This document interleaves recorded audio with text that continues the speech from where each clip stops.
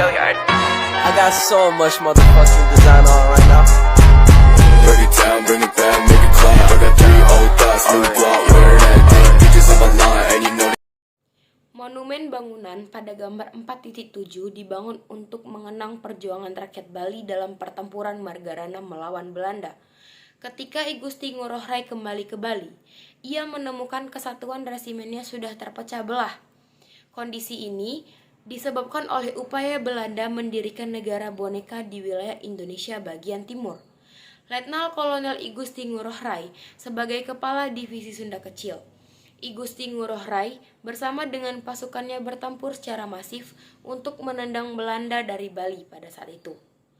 Latar belakang pertempuran Margarana disebabkan oleh kedatangan Belanda ke Indonesia untuk mengambil alih kekuasaan yang sebelumnya dimiliki oleh Jepang. Sekitar tanggal 2 dan 3 Maret 1946, sekitar 2.000 tentara Belanda mendarat di Bali.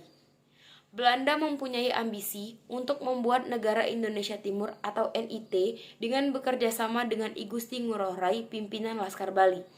Akan tetapi, ajakan tersebut ditolak oleh I Gusti Ngurah Rai. Lebih lanjut berdasarkan isi dari perjanjian Linggarjati yang ditandatangani pada tanggal 15 November 1946. Belanda hanya mengakui Jawa, Madura, dan Sumatera secara de facto sebagai wilayah Indonesia. Pengakuan ini kemudian membuat rakyat Bali merasa kecewa karena Bali belum diakui secara de facto sebagai wilayah Indonesia. Berbekal rasa kecewa, rakyat Bali yang dipimpin oleh I Gusti Ngurah Rai memutuskan untuk melancarkan serangan terhadap Belanda. Kronologi ini pada tanggal 18 November 1946, I Gusti Ngurah Rai bersama pasukannya menyerang markas Belanda di Tabanan, Bali. Serangan ini lantas membuat Belanda marah besar dan mengerahkan kekuatan terbesar mereka untuk mengepung Bali, khususnya daerah Tabanan. Belanda mengirimkan 5 pasukan yang bernama Gajah Merah, Anjing Hitam, Singa, Polisi Negara, dan Polisi Perintis.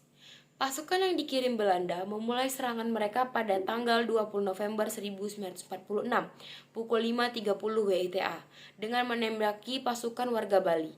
Pasukan warga Bali yang kala itu masih minim persenjataan pun tidak bisa menyerang balik pasukan Belanda. Sekitar pukul 9 WITA, pasukan Belanda yang berjumlah sekitar 20 orang mulai mendekat. Tidak lama kemudian, suara tembakan mulai terdengar. Rupanya, sebanyak 17 orang pasukan Belanda berhasil ditembak mati oleh pasukan Ciung Wanara. Ciung Wanara yang dipimpin oleh I Gusti Ngurah Rai. Setelah kehilangan beberapa pasukannya, Belanda melakukan aksi serangan dari berbagai arah terhadap pihak Bali. Akan tetapi, serangan ini berhasil ditangkis oleh pasukan Ciung Wanara. Belanda yang mulai kewalahan memilih mundur sejauh 500 meter ke belakang untuk menghindari pertempuran.